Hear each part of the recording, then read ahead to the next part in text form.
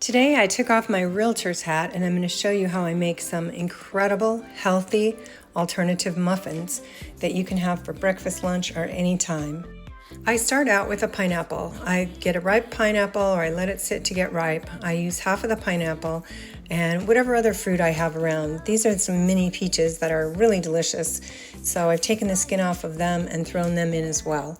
So I've got my pineapple in here, my peaches, and I add some lemon extract, which I just love, and some vanilla extract, as well as a little bit of whole earth sugar alternative erythritol. You can use whatever you want. You can use real sugar if you want. I just prefer having a no-calorie sugar or low-calorie sugar.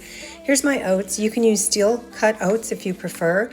I just got these oats from Kirkland. They were a great buy, and they work out great in my recipe. I also have a cinnamon and erythritol mixture for the top that I'll sprinkle on top. I've got cinnamon that'll go in the puree. I've got a little baking powder, a little baking soda, a little bit of salt.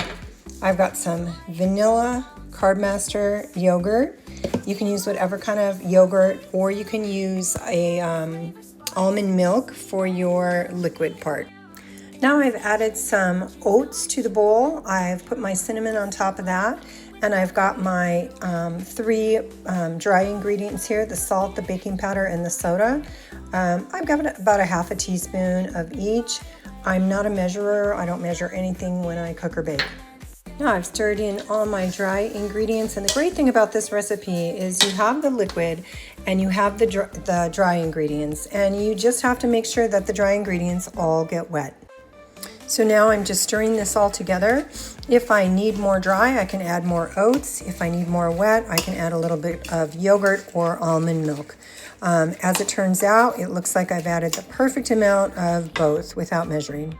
Now I'm going to fold in my blueberries. Probably about a cup is good. You can never have too many blueberries, really.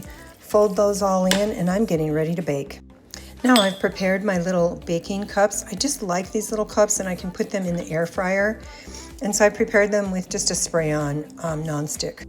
I have sprinkled the tops with a cinnamon sugar mixture. You can use a traditional muffin baking tin and put these in the oven, probably at around 375 for about 16 to 20 minutes. I'm putting them in the air fryer, 350 for 21 minutes. They just fall right out of their little cups, and look how pretty they are. Yum.